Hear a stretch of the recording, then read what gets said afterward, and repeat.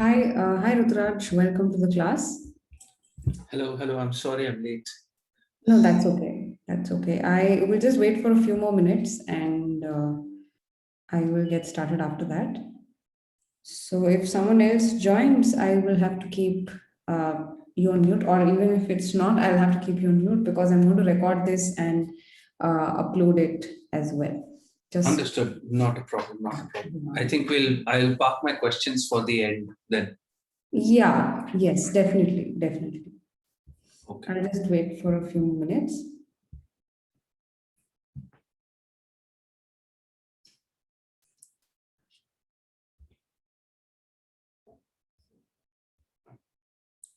Okay, hi, Bassi. I'm not sure if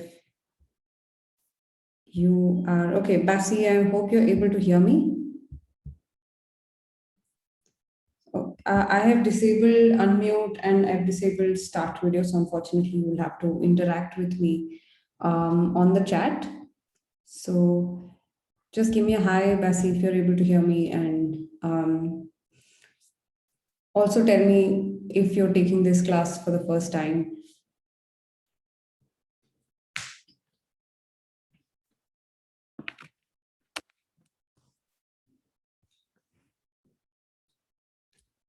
Okay, and I am still going to wait for maybe 5 more minutes and I will get started. Hi, Bessie. Yeah, and the agenda of today's class, thank you. The agenda of today's class is going to help you understand how you should go about structuring an answer. And if time permits, we will also do a little bit of specific question types. And I will show you a few samples myself, right? And if you guys haven't taken my master classes earlier, I will do this again regularly so that there is some continuity in your learning as well. So hopefully the next time that I do a writing masterclass, I will pick a specific question type.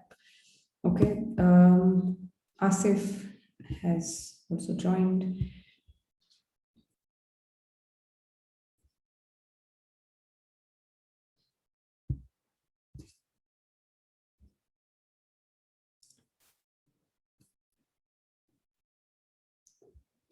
Okay. All right. Hi, Asif. Welcome to the class. It's going to take some time for everyone else to get adjusted. So excuse me if I'm being a little slow. As I said, I will wait until 9:10 and I will get started. In case you are here for the first time, haven't taken my master classes earlier, I am going to discuss writing task 2, telling you the do's and don'ts and how you will structure your answers. And if time permits, I'll make sure that I cover specific question types. But otherwise, I will still do it in the next class. And you can be rest assured that I will share the recording on all platforms that I'm active on, and you can use it for further reference as well. Okay. Yes. So Asif, you can also let me know if you're here for the first time. I mean, you have not taken my master classes at all, are seeing me for the first time live. You can let me know. And please keep this as interactive as possible, right? And avoid talking to, I mean, the other members and all of that. That creates a lot of distraction, right? Yeah.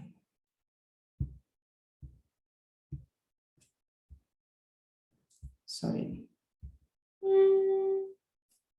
Yeah. Okay, I think I will start. I'm not sure if anybody else will join in the next 3 minutes. They will have the recording to look at, right? So I will get started, but I quickly need responses. Basi, Ruturaj, and Asif, you guys know about writing task 2, or how much do you know? Please quickly let me know in the chat. I'm sure you can find the option chat. Okay, okay.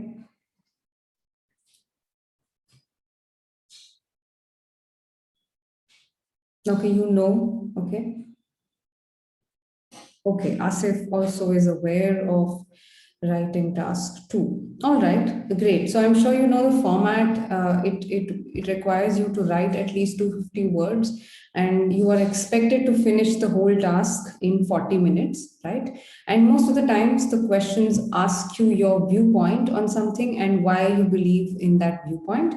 Certain cases, questions may be asking you to give solutions, questions may be asking you to weigh options to tell whether there are advantages more than there are disadvantages, or is it a good thing to happen or no. 90% of the time you are asked your viewpoint, and you are expected to elaborate on that viewpoint with good explanation and examples. That's the crux of writing task 2. The only thing that's complicated about it is, one, understanding how you are evaluated, and two, understanding how to structure a certain answer, how to go about writing the best answer for that question. Right. So I'm going to help you more on that. I'm going to talk less on the things that you already know. As I can see, the crowd is already a little aware.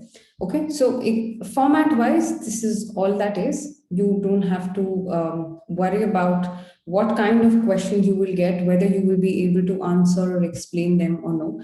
That's not going to happen, certainly, because most of the questions you will be able to express a viewpoint most of the times. I mean, there will not be zero questions where you may think, oh, what should I be answering for this? Right. And remember, your viewpoint is yours. Please don't compare or try to write a popular answer. You will not score higher if your answer is, popular or more scandalous and all of that. Okay. Right. So now that you know the format, let me just throw some light on how you are evaluated. Okay, because that's very important. And if you are a beginner and if you're writing the exam for the first time, you can let me know if you guys are writing the exam for the first time. Can you let me know?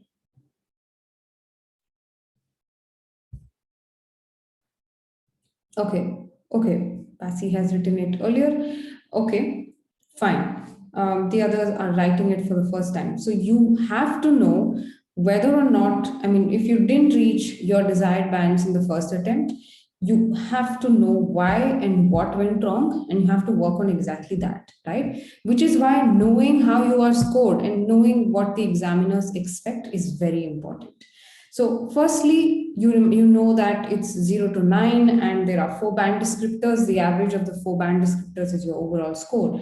But what happens exactly? How do these examiners decide that, oh, this is a band 7, this is a band 5, or a band 8? How do they decide that?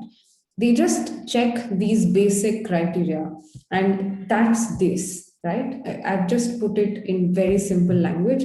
I will talk about it in detail in a while, but let me just finish explaining this. You don't have to be creative. You're not expected to be fancy proverbs, poetic language, harsh language, or language that journalists have, right? That kind of language is not required. All you have to keep in mind is, when you're expressing a certain point, whether it's elaborated, whether it's logical, and whether my examples are good, are strong enough to support my argument or no.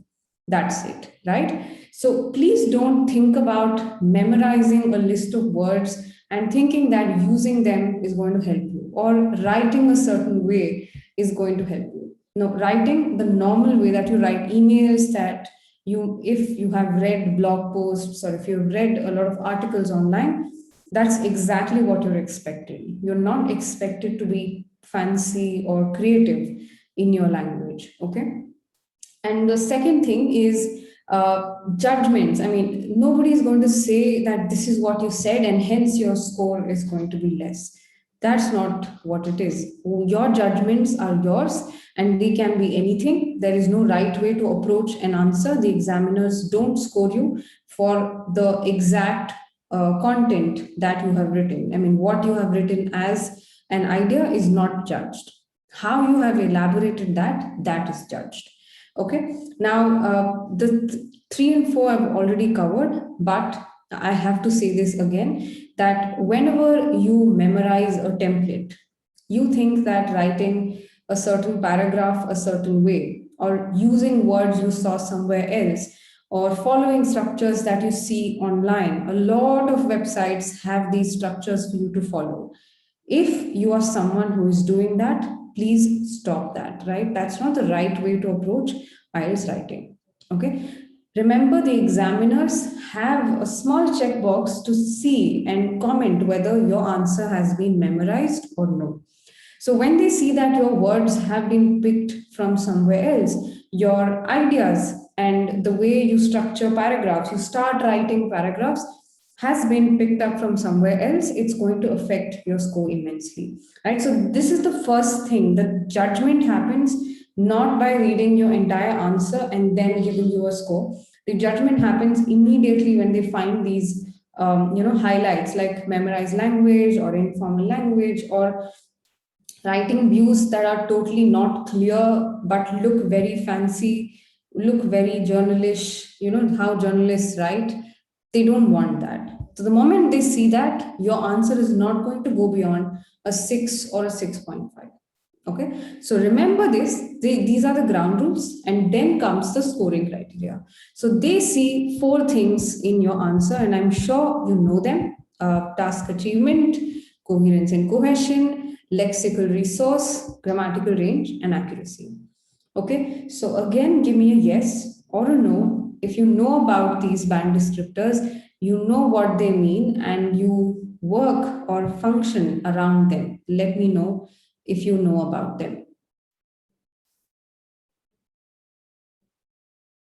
Okay, that's good.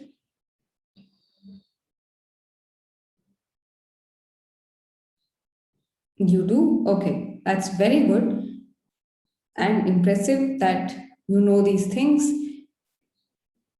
Need a little bit of explanation. Yes, I'm going to do that. So let me talk about things that are important, and then I will talk about things that are slightly less important. Now, first is lexical resource and grammar.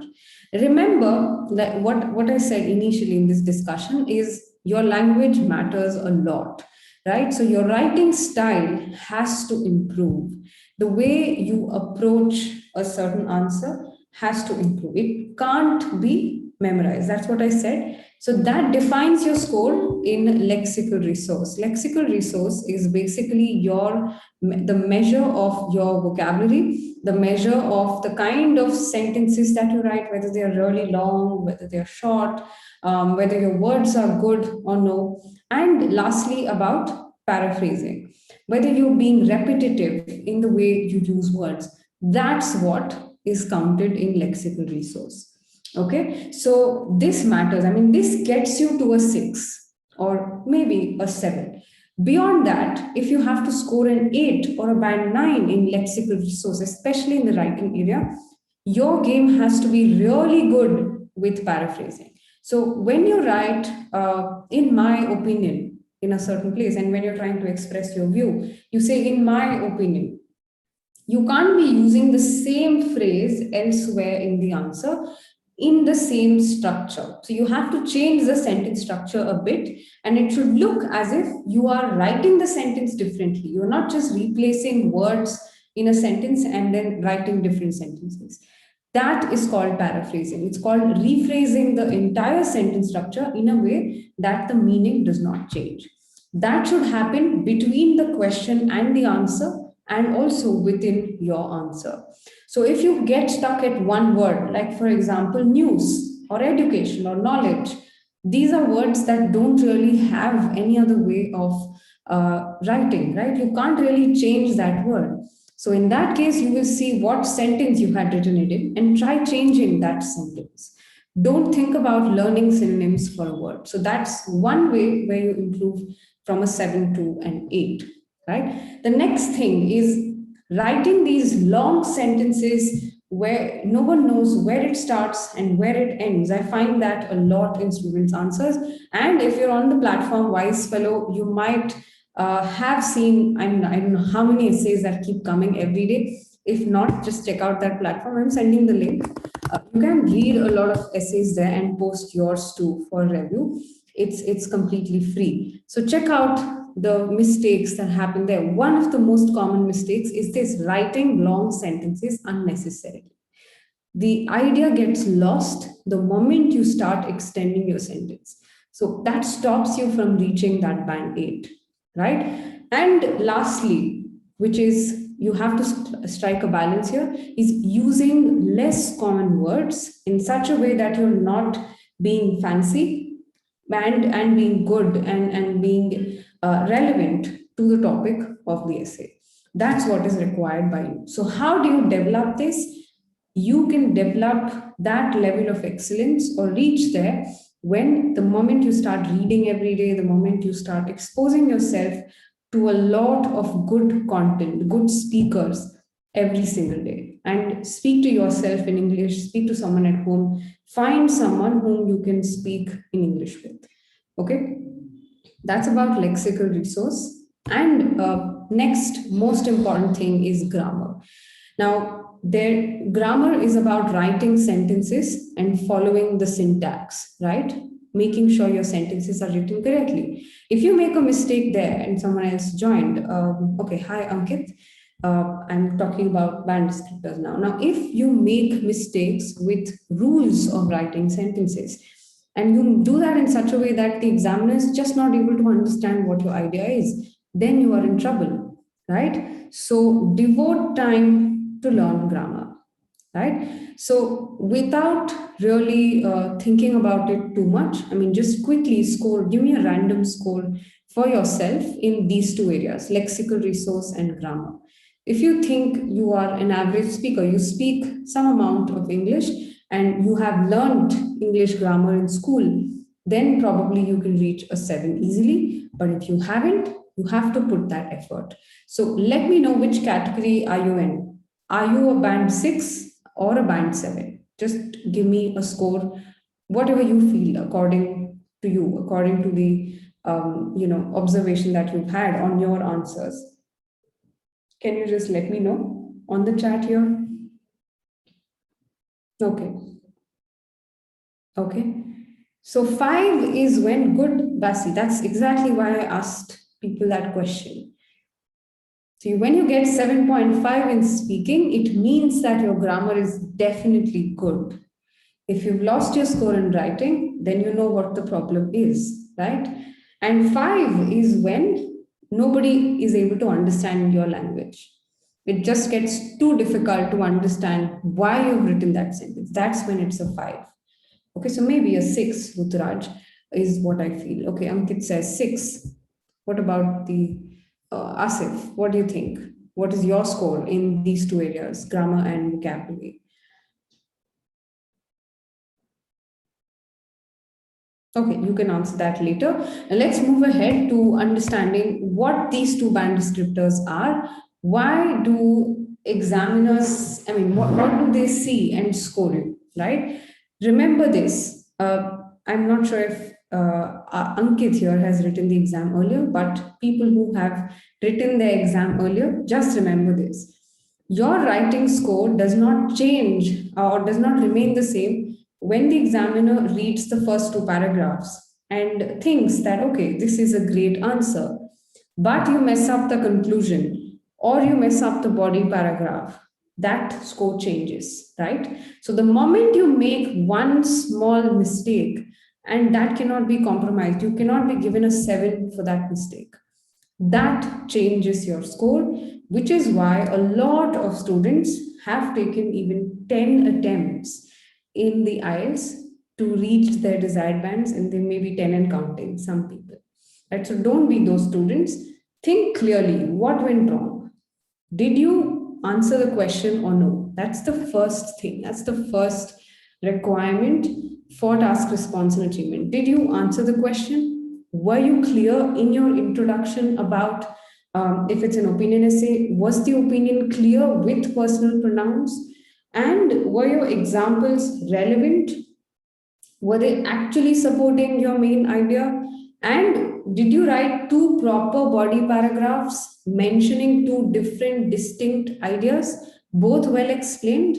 And then the last condition, your conclusion was good, Did your conclusion have the same ideas as your body paragraph and the same opinion that you mentioned in the introduction? All of these matter. Now, anywhere if you mess up, your score comes down to a 6. And if you didn't really answer the question, you didn't come to the point to your opinion at all, you didn't give the opinion in the introduction, you didn't mention about the solutions or the causes or about whether there are advantages or disadvantages, if you didn't mention that, unfortunately, this area will always be a 5. Or if you did mention it, but your body paragraphs were just too random, they were not able to figure out what your main idea was, and there was no extension to that main idea, then it's a problem. Remember this. Okay, so that's how to reach high in task response and achievement. And I'm going to only talk about how to reach from a 7 to 8, because if I keep telling you 6 to 7, you may not be able to target higher. How do you reach an 8 in this area, in task response and achievement, is to firstly understand the question completely, right? So let's do that as an exercise. And as I said, I will do some practice here as well. So I'm just going to show you one question. Okay. Now you're going to tell me what that question is exactly asking you to do.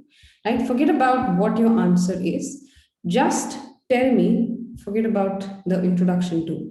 Yeah, this is the question. Some people think that modern technology is making people more sociable, while others sociable, outgoing, more extrovert in nature. That's what sociable means. Yeah. So while others think it is making them less social, discuss both views and give your own opinion. That's the question. I've pasted it on the chat. Let me know what the question is asking you to do.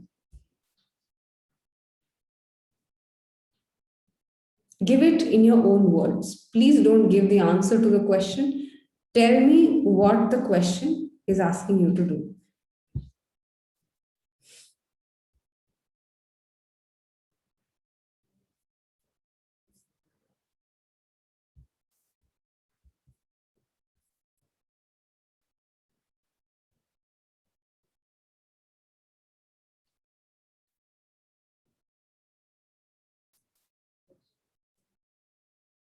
Any answers?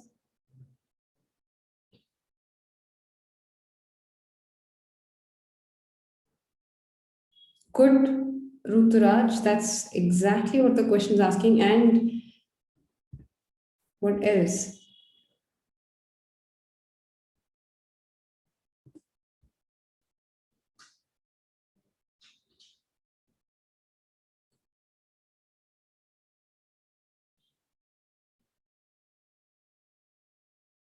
Who else wants to answer this? Now, you guys have to use this opportunity to. Good. Not really, Param, but very close. You partly answered this. Correct, Ankit. Very good. What does discuss mean? Discuss means to express them in a neutral viewpoint and then also give your own opinion about how technology affects people's sociability. Right? That's exactly what the question is asking you to do. Very good. Now, this was simple. Some of you made mistakes here. It's not negative and positive sides of technology. It is asking you how modern technology affects sociability, affects people's ability to interact, and how it is making them less interactive. Two things. It asks you to discuss these two things and also give your own opinion. So that means in the introduction paragraph, you have to make sure that the opinion is clear, is the same as what you express in your conclusion. And in your body paragraphs, which will be two for each of the two ideas that are there here, you will mention it neutrally, saying, okay, technology affects sociability in so and so ways, and technology impacts sociability negatively because of so and so reasons. And in each of these paragraphs, you will mention what your opinion is, at least in one sentence. By at least, I mean two sentences is okay, but there should be a sentence telling what your opinion is. If you go against them, tell why you go against them.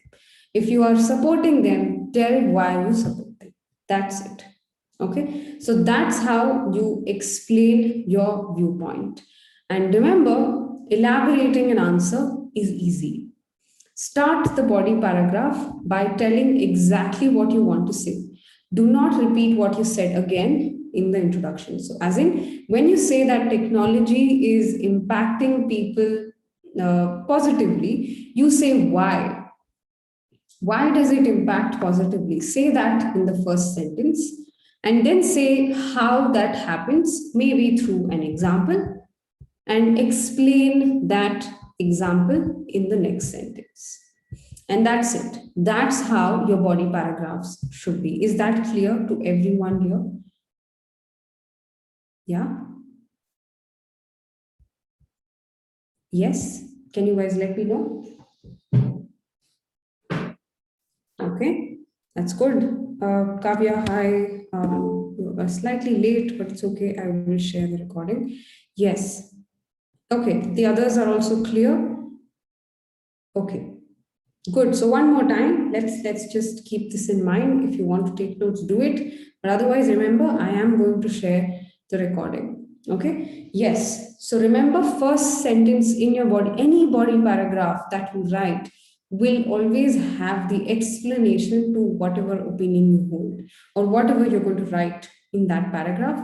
Follow it up. The second sentence should always be the example, what that example is, and third sentence should always be the explanation to that example. Okay, and that's how you write a solid paragraph, and that's how you score well in task response and achievement, right? Ultimately, that's what they want you to do. They want you to give a relevant main idea, the first sentence. They want you to extend the main idea with example sentences, so that becomes 3 sentences at least. But of course, you can write, obviously you can write about 5 to 6 sentences. Okay, so that's how you reach a high score here. Now, next band descriptor, I will also explain that with an example, is coherence and cohesion. Not the same as task achievement. Task achievement is your ability to respond to the question, whereas coherence and cohesion is your ability to arrange ideas in a certain order. By a certain order, I mean in the order that the examiners expect you to do. The first condition is to obviously write in paragraphs. Everybody here must be aware of that. So you have to write the introduction paragraph, you have to write at least a couple of body paragraphs, and then the conclusion. Okay, so when you write the body paragraphs, you have to make sure the same order that I mentioned is followed. Right? Firstly, the start the sentence or by indicating what this paragraph is about. Is it contrast to the earlier one? Is it adding information to the earlier one? Think about it that way and add connection to the earlier paragraph using words within the sentence itself. Don't think about using firstly and secondly. Just like this, some people think, others think. So this indicates that there is contrast. So you indicate in the beginning of the sentence itself as to how this is in connection with the earlier one. Is it contrasting? Is it adding? Okay, so that's one important thing. Second is the same order that I mentioned. Now you write the main idea here and follow it up with an example and then give the explanation. So when you write sentences in that order, you are set to have good coherence. And when you maintain these connections, some people think, others think, to conclude. Also, I concur that I think that this is this. When you use these indicators, you say that, okay, this is what I'm trying to say with this sentence, and this is how it is connected with the earlier paragraph. When you say to conclude, you are indicating that you're closing the essay and you're going to write the conclusion, right? Also, make sure that your connectors or these cohesive devices are not repetitive. You're using a variety of them. By that, I mean, if you use however once, think about using something else later. Don't use however again and again. right? So that's how you score high bands in the area of coherence and cohesion. And this is the order that you follow. It's called PEEL. You might want to write that down as well. I will send that here. PEEL. That's the order of the sentences that you will follow in your body paragraphs. This is said or taught in an IDP YouTube video, but I'll tell you what PEEL is. P is the point, correct. Yes. E is the example. Yes, good. Have you taken my classes earlier, Param? Okay. E is the explanation to that example, and L is the linking. All right. That's how you maintain the order, and that's how you reach a high band in this area. Okay, but remember what takes you to that. It's not just writing these sentences in this order. Your idea has to be strong enough, your idea has to be clearly coming out in every sentence, and it has to start somewhere and end somewhere, right? It can't be that you're saying the same thing again and again and you expect a band A. That can't happen. Okay, is that clear to you guys? So you now understand with an example as to how you score a high band here in coherence and cohesion. Yes.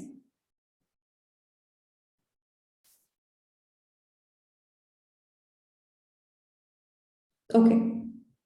Okay, great. Okay, about word count in your introduction, remember you just have to change, paraphrase the question statement and include your opinion. So that will be around 50 odd words. Body paragraphs should not have more than 5 or 6 sentences. Ideally, just write 5, more than enough. That will come to about 80 to 90 words again. And then your conclusion again will have, say, 50, 60 words. That will amount to 300 words in total. Don't think about writing any more, and avoid any word that is repetitive, avoid any sentence structure that is repeating. You have to check that yourself. Okay, right? So if you have understood this, let me just move ahead and help you do a little bit of practice. So, and also remember, my way of teaching IELTS writing task 2 is different from whatever you find on YouTube, which is why a lot of students debate with me as well. So this is exactly how I coach my paid students, and I needn't tell you this, that they have all gotten good results. They've made sure at least that they avoid these mistakes in their structure. So we're going to do that right now, and I urge you all to participate in this. Right. So I am going to do the idea generation exercise with you. As in, I will give you a question, and you have to tell me what your introduction is going to be, right? Let's start with that. Let's think about how you will change that sentence and give it in your introduction, what your opinion or what your answer is going to be. And after that, you're going to tell me how you're going to elaborate those answers, right? So it's just going to be Q&A. You can also do that, while writing it down. And maybe we'll do a few questions if the time permits. We'll do a few questions where you are just doing it first and then we discuss it later. Okay, so this will help you set the tone for further practice. And as I said, for any review that you want, just don't hesitate to reach out to us on Instagram or on wisefellow.com. So if you need an evaluation, this is free of cost. If you need an evaluation, just post your answer here. The registration on that platform is very simple. Post it and then we'll evaluate it within a day.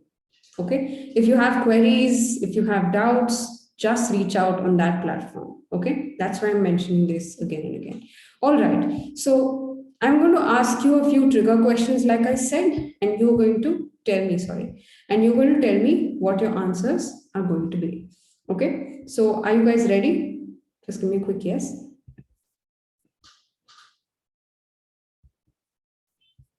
Okay. And I urge everyone here to participate, because otherwise this is just going to be me talking and you not taking the benefit. Okay. Yeah. The others are ready.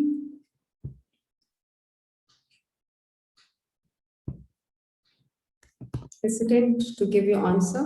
Yeah, good. I expect responses from everyone. This is your question. Okay, let me read that out for you. Nowadays, international tourism is the biggest industry in the world. Unfortunately, it creates tension rather than understanding between people from different cultures. To what extent do you agree or disagree with the opinion? Right? So the question tells you two things. One, it's the biggest industry, and two, it creates tension rather than understanding. And it is asking you to what extent do you agree or disagree. That's what it's asking you, right? So let me see how well you can change the question statement and write the introduction paragraph. So I will give you a couple of minutes, type, type it out on the chat and send it to me.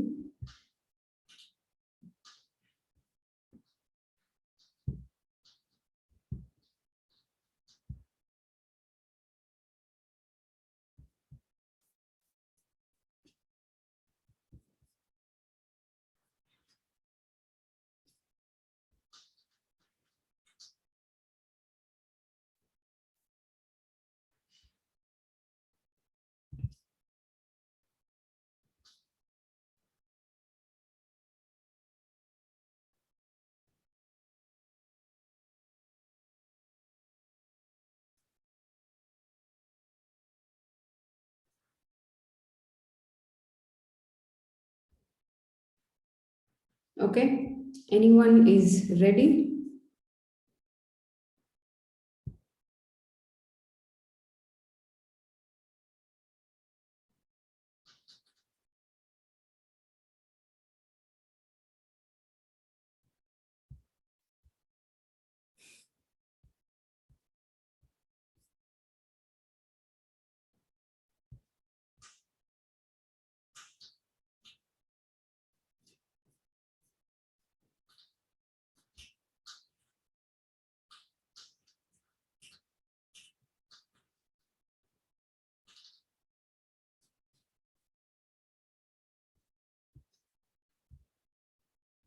Okay, try everyone.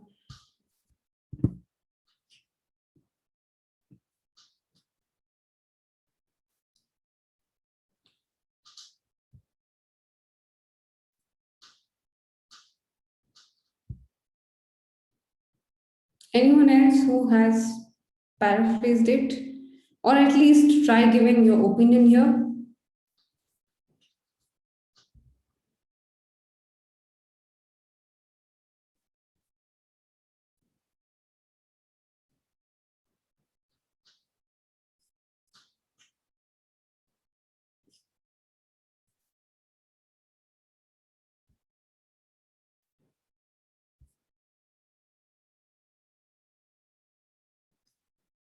No one has the answer. That's strange. It cannot be possible.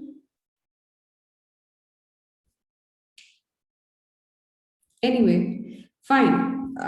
So let me help you do it. Then let's look at the question. The question says, nowadays, international tourism is the biggest industry in the world. Unfortunately, it creates tension rather than understanding between people from different cultures. Now, how do you change these words? International tourism.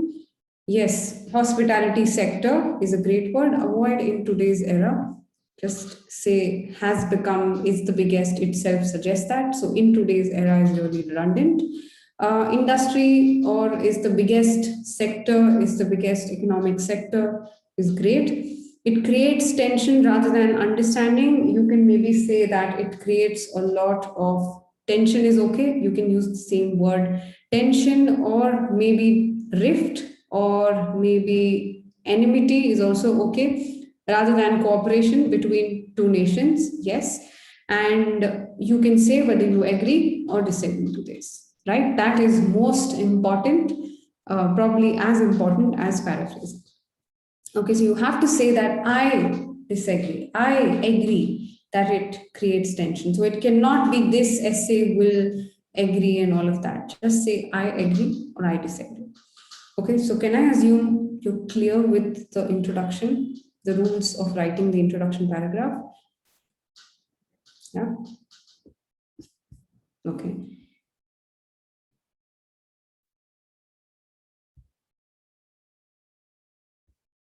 Yeah, yes, Param, absolutely.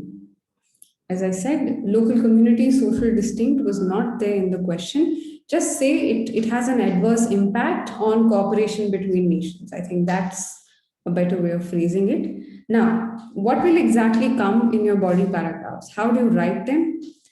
Firstly, tell me whether you agree or disagree. You have to tell me that. And all of you, Ankit, Kavya, Manpreet, everybody has to give me an answer here. Do you agree or do you disagree? I mean, it's a very simple question and you have to be quick. Okay. Completely in favor that it creates a lot of tension. Fine. All of you are in agreement. Others, I fail to understand why people participate. Until then, you're all this. I want this class, I want that class. And then when I do that class, no one participates. Anyway, let's move ahead. So, why are you in favor? Think of one reason that strikes your mind as to why you think that tourism causes a lot of tension between nations, which are otherwise friendly, which are otherwise neutral, not extremely friendly or fighting. So you have to tell me why. Why does that happen?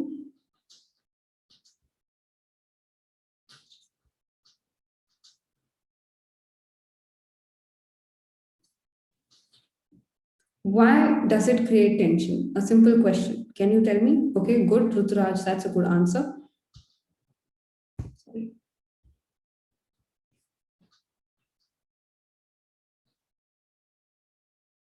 Why? Ankit, your answer has to be direct, remember. It has to be direct. So why does it create problems? Difficult to adjust, culture shock. That's the kind of argument that I'm looking for. Illegal activities are not why it creates tension, Param. That's a portion of tourism. Think about tourism at large, and they tell that tourism is the biggest industry. So, why does it create? And not every tourist is illegal, performs illegal activities, right? So think of it that way. Why does it really? Think about you visiting, say, Europe or maybe UK. Why will people there not like you? And it may result in UK and India having tough relations. Why? Don't think about India and Pakistan, not very good examples. One reason is obviously good. It can be that they're not able to adapt to how we behave, or vice versa, we are not able to adapt. So, any other reason that you can see apart from just this adjustment, discrimination, not liking how people behave differently than others that are a part of the country itself?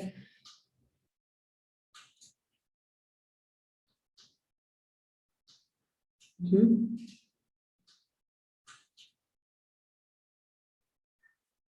Habits can be annoying, right? Exactly. Habits, lifestyle. Exact. I was expecting that again. So one is this way of not liking someone else, changing the behavior about your place, right? So your place functions in a certain way, and you don't want anyone else to change that, right? The second, yes, lifestyle different. You don't want to change or even see something different happening, and you don't want someone else coming in, occupying the space and saying, this is my culture, and then trying to put it. Yes. So, a lot of things like habits, lifestyle, the way we behave, that kind of you don't become a fit and they don't consider you a fit. And hence, it can be the case that two countries can become, yes, adaptability, that's the word, can become a little adrift, right? So those are the two reasons as to why people, when they visit abroad, can result in a lot of rift between two nations. So think about all the examples that you thought, all the visuals that you had in mind, those function as your examples. The first sentence in your body paragraphs will be the two reasons that you just gave me. Follow them with the examples that you thought. It can be as simple as you going to the US and maybe say you wore some Indian dress. you wore a sari, and people think that, oh, why is this person behaving weirdly? What does he think? Is he trying to impose some culture on us? That, or it can be also how maybe we eat with hand or how we talk a certain way. That creates a problem, right? So maybe that can also count under culture or lack of adaptability. One can be this, not finding someone who is new, not finding that comfortable. Maybe that. So it's not every person in the US will be comfortable with people from India coming and touring their places, right? So they don't want to dilute their essence in the society. So that is a problem. So think about one country that does that more often, and think about countries that are very protective about their places. Maybe use them as examples. So that's how you elaborate ideas. And the more you keep it real, the better it is for you. Okay, so did you understand what I did with this question? Yeah. Okay. So whatever I did right now is given as a full-fledged exercise to my students, and I wish to do more, but time is not permitting me to do that. You can do that with a lot of these task two questions, and whatever community that I have created, the Wise Fellow community, you can use that for interacting and discussing ideas with students. If you're not comfortable posting them in public, you can DM them, directly message people. You don't have to worry about privacy or anything. You can message them directly and interact about ideas. But just make sure that you use the platform productively, right? So that is one way. Or if you have a student group within yourself, maybe someone from your peers, you have a WhatsApp group, discuss these ideas with them, right? That's how you improve your idea generation, and that's how you eventually write a good essay. Okay, I will quickly answer Param's question about how advantages outweighing disadvantages. How do you write that essay? It's very simple, Param. Firstly, keep it clear in the introduction. Do you think advantages outweigh the disadvantages? If yes, then say yes in the introduction, or if it no, then say no clearly. Include the advantages and disadvantages in two separate paragraphs, and then in your conclusion, say why the advantages are more significant, or whatever your opinion is, say why you believe in that. Okay, all right. That's how you do in the. That's what you write in the conclusion. Yeah. All right. Now, anyone else who has a question here? Because I'm about to wrap up, and I wish to say that this class will probably be one of the many classes that I will start taking. So you don't have to worry about not covering the entire writing task too. As I said, I will pick a topic maybe the next time and then discuss more about that specifically. Okay. Yeah.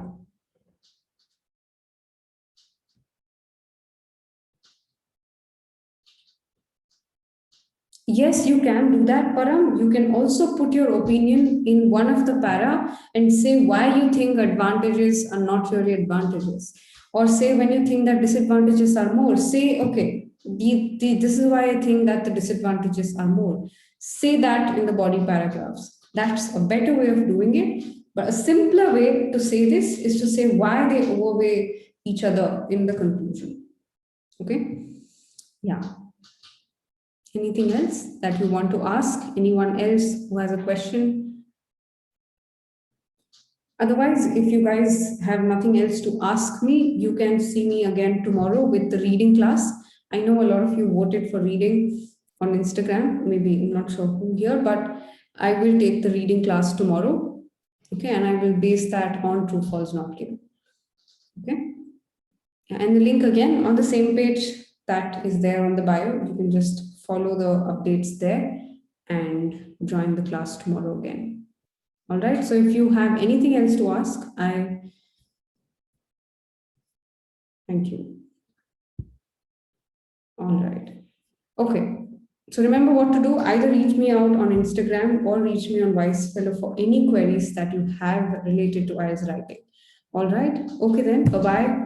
Have a good night.